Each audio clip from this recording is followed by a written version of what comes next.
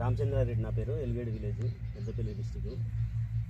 నేను గత 10 సంవత్సరాల నుంచి కూరగాయలు సాగు చేస్తున్నాను.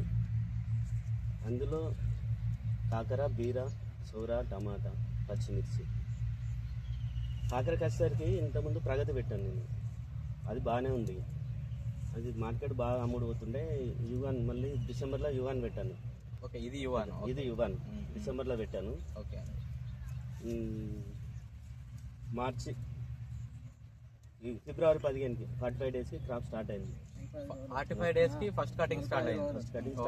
45 రోజులకి ఫస్ట్ మొదటి కటింగ్ స్టార్ట్ అయింది. 10 డేస్ తర్వాత క్రాప్ మంచిగా ఊపు అందుకున్నది. అంటే 10 రోజులు అంటే మనకు ఒక 2-3 కటింగ్ల తర్వాత 4-5 కటింగ్ తర్వాత ఊపు అందుకున్నది. డైలీ 4 క్వింటాల నుంచి 6 క్వింటాలు. ఓకే, ఫస్ట్ కొద్ది రోజులు 2-3 క్వింటాలు వెళ్ళింది. ఇప్పుడు మధ్యలోకి వచ్చేసరికి 30 డేస్కి వచ్చేసరికి 4-5 క్వింటాల దాకా వచ్చింది డైలీ. ఇప్పుడు అట్లే కంటిన్యూ అవుతుంది. ఇప్పుడు మళ్ళీ కొంచెం డైలీ అంటే ఇది ఎంత వేసినారన్న మొత్తం?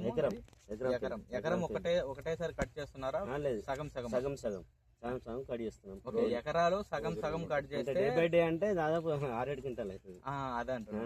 డైలీ హాఫ్ ఎకరే కట్ చేస్తాం. అంటే డైలీ కట్ చేస్తున్నారు, కానీ హాఫ్ ఎకరా కట్ చేస్తున్నారు. హాఫ్ ఎకరాలో మనకు 4 క్వింటాల్ దాకా వస్తుంది. 4 క్వింటాల్ 5-6 క్వింటాల్ కూడా వచ్చింది. Okay okay. కాకపోతే ఈ మార్కెట్ ఫస్ట్ కొద్దిగా వెనక ముందు అయ్యారు కొనడానికి. ఇప్పుడు ఇదే కొంటారు, అన్ని తక్కువ. ఫస్ట్ కొద్దిగా కొత్త వెరైటీ కదా కొంచెం. ఓకే, అదే. ఇప్పుడు ప్రెసెంట్ బాగానే ఉందండి మార్కెట్ లో? బాగుంది, ఇదే పోతుంది first. Okay, very good. Next వచ్చేసి మనకి ఈ తెగులుకు సంబంధించి ఎలా ఉంది మీకు? అన్నిటికంటే తెగులు తక్కువ ఉంది మేజర్ గా, ఎందుకంటే ఇది మెయిన్ తెగులు తక్కువ ఉంది. మేజర్ గా ఎందుకంటే మనం వింటర్ నుంచి డైరెక్ట్ గా సమ్మర్ కి వస్తాము.